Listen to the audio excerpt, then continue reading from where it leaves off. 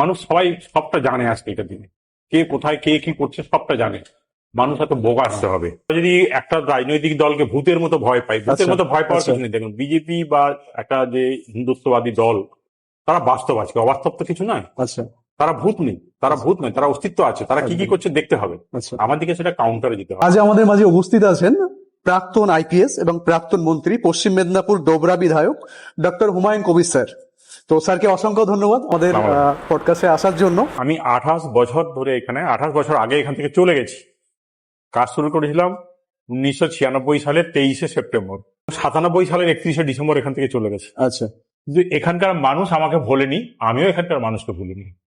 আমি যেখানেই কাজ করতে গেছি, সেটা বসিরহাট হোক, ব্যারাকপুর হোক, মুর্শিদাবাদ হোক, কান্দি হোক, বীরভূম হোক, বর্ধমান হোক, হুগলি হোক, কলকাতাতে হোক, বা যেখানেই আমি কাজ করেছি, যেখানে যেখানে সেখানকার মানুষ আমাকে ভুলতে পারে না। তার কারণ হচ্ছে আমি সবসময় চেয়েছি মানুষের সঙ্গে অ্যাটাচ থাকতে, অ্যাসোসিয়েটেড থাকতে। মানে 15 মাস আপনিও বসিরহাট বাসীর মনের মধ্যে যে একটা জায়গা করে নিয়েছেন, এটাও আমাদের কাছে একটা খুব বড় পাওয়া।